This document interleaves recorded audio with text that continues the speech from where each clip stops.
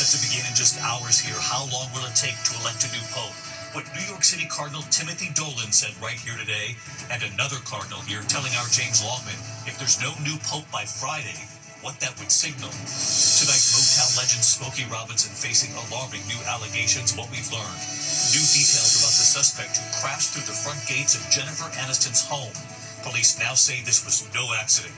And tonight, live from the Vatican, we'll take you inside the Sistine Chapel this evening, what they've now set up right before it's locked off from the rest of the world. You'll see it. From ABC News, this is ABC World News Tonight with David Muir, reporting tonight from the Vatican. Good evening tonight from the Vatican on the eve of the historic secret conclave that will elect the new pope. The ritual begins just a few hours from now. The first vote inside the Sistine Chapel tomorrow. The world will be waiting for that famous white smoke that signals a new pope. You can see the balcony right here over my shoulder here at Vatican City, where they will unveil the new pope to the world right here in St. Peter's Square. But how many days will it take? We'll take you inside the Sistine Chapel before they lock it up with the cardinals inside tomorrow. But we do begin tonight with President Trump face-to-face with Canada's new Prime Minister Mark Carney, arriving at the White House today after winning the election in Canada, campaigning against President Trump's tariffs and against his talk of making Canada the 51st state. Canadians were not having it. In the Oval Office, the president was asked if he stands by his desire to make Canada the 51st state, and he doubled down on the idea today and what the Prime Minister then said. The two going back and forth on this. ABC's chief White House correspondent Mary Bruce leading us off. She's at the White House tonight. Tonight, Canada's new Liberal Prime Minister Mark Carney arriving at the White House just days after he swept to victory on a wave of anti-Trump sentiment, campaigning against the president's tariffs and his pledge to turn Canada into America's 51st state. Just moments before, Trump setting the tone, posting on social media, "Why is America subsidizing Canada? We don't need anything they have other than their friendship." In the Oval Office with Carney looking on, Trump was asked if he still thinks Canada should be part of the U.S. Well, I still believe that, but it takes two to tango, right? I think that there are tremendous benefits to the Canadian citizens, tremendously lower taxes, free military, which honestly we give you essentially anyway because we're protecting Canada if you ever had a problem. But I think it would really be a wonderful marriage because it's two places that get along very well. They like each other a lot. Well, if I may, as you know from real estate, there are some places that are never for sale. That's true. We're sitting in one right now, Buckingham Palace that you visited as well. That's true. And having met with the owners of Canada over the course of the campaign last several months, it's not for sale, won't be for sale ever. But Trump not ready to accept that. But never say never. Never say never. As the meeting grew increasingly tense, reporters pressing. If Canadians don't want it, would you respect that? Sure, I would. But this is not necessarily a one-day deal. This is over a period of time they have to make that decision. Yes, go ahead. Yeah, if I may. Respectfully, Canadians' view on this is not going to change on the 51st state. Trump has imposed stiff tariffs on most Canadian goods, Canada retaliating with a 25% tariff on more than $40 billion in U.S. products, everything from orange juice to appliances. Canadian liquor stores taking American whiskey off the shelves. The two leaders say they are hoping to make a deal, but Trump says he's not ready yet. Is there anything he can say to you in the course of your meetings with him today that would get you to lift tariffs on Canada? No. Why not? Just the way it is. And at a press conference later, Carney said he told President Trump point blank to stop calling Canada the 51st state. We've asked, but tonight, no word yet on how Trump responded. And meanwhile, our latest ABC News Washington Post Ipsos poll shows that 86% of Americans oppose the U.S. taking control of Canada. David. Mary Bruce leading us off at the White House tonight. Mary, thank you. We're also tracking these dangerous storms hitting the Northeast tonight, Pennsylvania into New York, and a tornado watch across multiple states in the South. More than 30 million Americans on alert for storms tonight. Look at the pictures tonight of funnel cloud in Bangor, Pennsylvania, near Allentown, thunderstorms and flood watches from Philadelphia right into upstate New York. A powerful lightning storm outside Dallas, setting a home on fire. 3 people were inside at the time.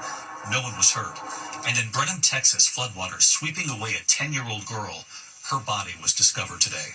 Chief Meteorologist Ginger Z is tracking the storms as we head into this evening. Ginger, what do you see?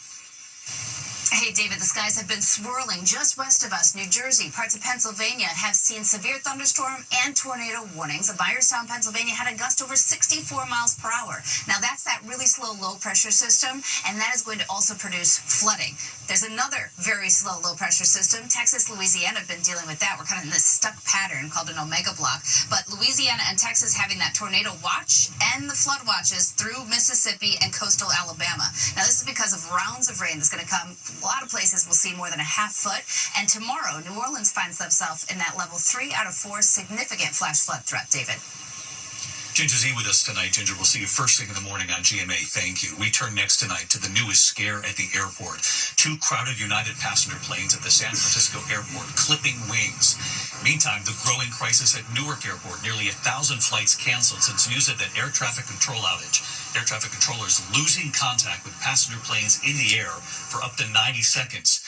And tonight, the major change coming for all air travelers in the U.S. starting tomorrow. And here's the question. Did you get your new Real ID cards? And what happens if you didn't? ABC's Matt Rivers at Newark tonight.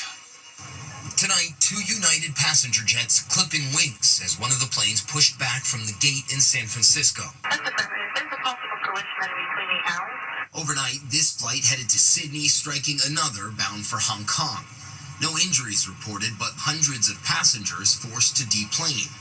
It's just the latest in what's been a brutal week for the airline, forced to cancel hundreds of flights at East Coast hub Newark Airport, beleaguered by an air traffic control shortage. Some controllers taking medical leave after what they called a, quote, traumatic event. An air traffic control system outage last Monday, leaving them unable to see, hear, or speak with planes in the air packed with passengers for 60 to 90 seconds. In newly obtained audio, one pilot trying to make contact met by silence. Communications coming back online, but controllers unable to see the planes on radar. We don't have a radar, so I don't know where you are.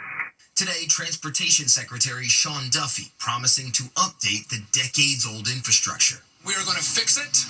We are going to build a brand new system for all of you and your families and the American people. But controller shortages, bad weather, and runway construction still plaguing Newark flyers. And long lines at driver's license offices across the country. Starting tomorrow, travelers flying domestically will be required to have a Real ID license or state identification card or a passport, or they will face extra screening and questioning at the security checkpoint. If it's not compliant, they may be diverted to a different line, have an extra step, but people will be allowed to fly. And David, here at Newark, a source tells ABC News that the FAA is trying to urgently rush in experienced air traffic controllers from other parts of the country to try and help out here. But David, even that is going to take some time. Matt Rivers on this story again tonight. Matt, thank you. We turn here to an ABC News exclusive tonight, an urgent FBI warning about a dangerous online network called 764, allegedly targeting American children and teenagers on social media and what they're doing. ABC News joining forces with our owned and affiliate stations across the country and what every parent needs to know tonight. Here's Pierre Thomas. Tonight, the Justice Department says the armed man in this video is tied to a disturbing and growing threat, a shadowy network called 764, whose goal is to spark violence and chaos around the world, in part by luring in unsuspecting teenagers. Authorities say 764 is behind a string of chilling threats in Vernon, Connecticut. Hello?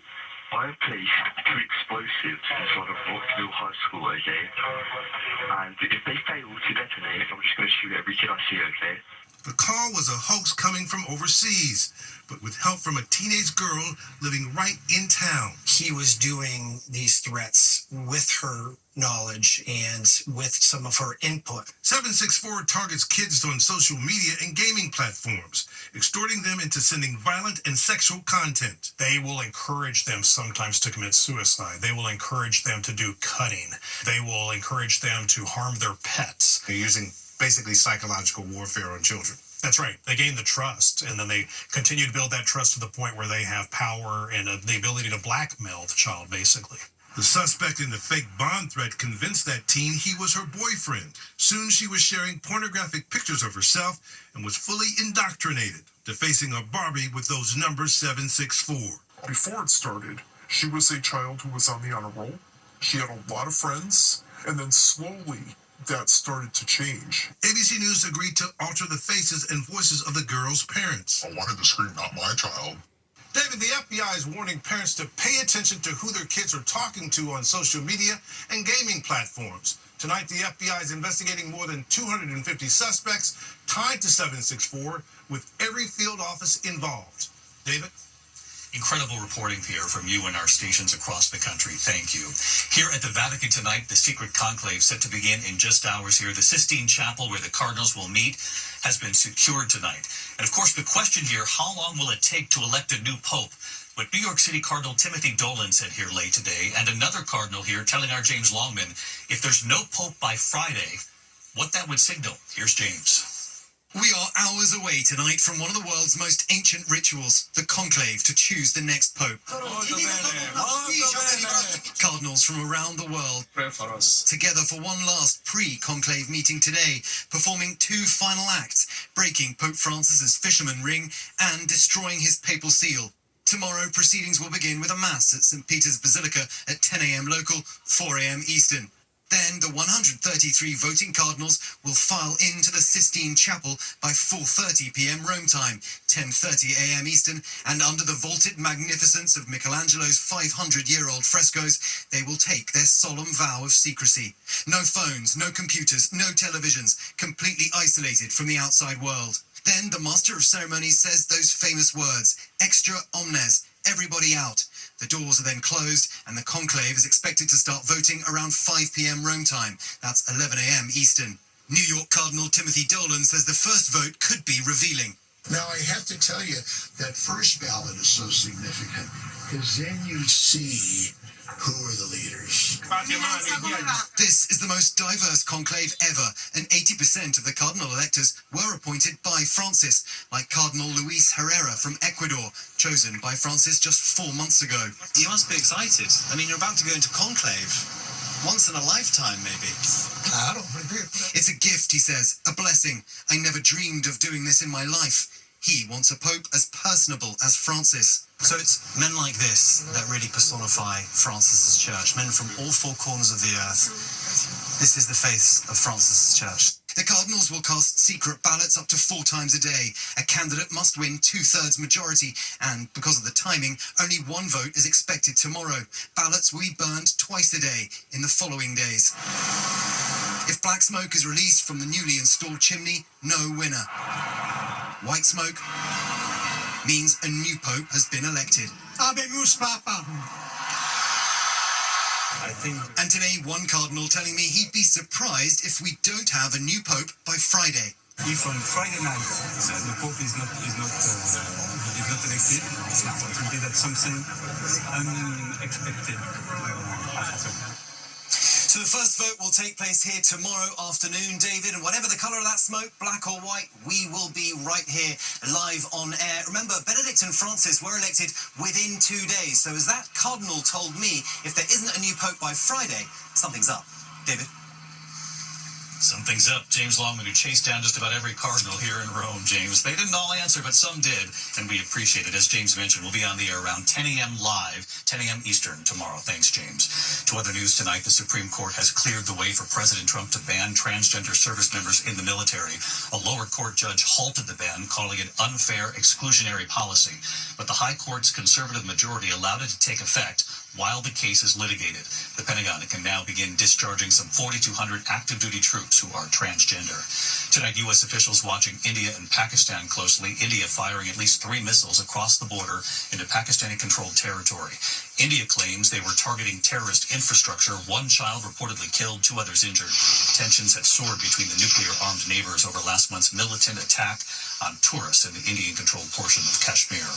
When we come back here tonight, the heated confrontation in court. You'll see it, the sudden outburst during a hearing for a suspect accused of killing a sheriff's deputy. Also, new details about the suspect who crashed through the front gates of Jennifer Aniston's home. Police now say this was no accident. And Motown legend Smokey Robinson facing alarming new allegations tonight. What we've learned here in a moment. Tonight in Cincinnati, the sudden outburst during a hearing for a suspect accused of killing a sheriff's deputy. The suspect's brother demanding to see him. Deputies swarming around the man. The suspect remains held without bail, his attorney entering a not guilty plea. Tonight, Motown legend Smokey Robinson facing allegations of sexual misconduct. 4 women coming forward to file a $50 million lawsuit against him. The complaint accusing the 85-year-old singer of alleged sexual battery, false imprisonment, and a hostile work environment. Robinson and his representatives have yet to comment. When we come back here tonight, news about the crash outside Jennifer Aniston's home. They say this was no accident. And I'll take you inside the Sistine Chapel here behind us tonight before they seal it off. Authorities identifying the driver who smashed through the gate at Jennifer Aniston's home, saying it wasn't accidental. Police now accusing Jimmy Carwile of felony vandalism. Aniston was home at the time, her private security holding him at gunpoint until police could arrive. When we come back here tonight, we'll take you inside the Sistine Chapel, a last look at what they've done before it's sealed off for the conclave. Finally tonight here, the tables are in place, the chairs are set. The Cardinals will enter the Sistine Chapel in just hours to elect a new pope.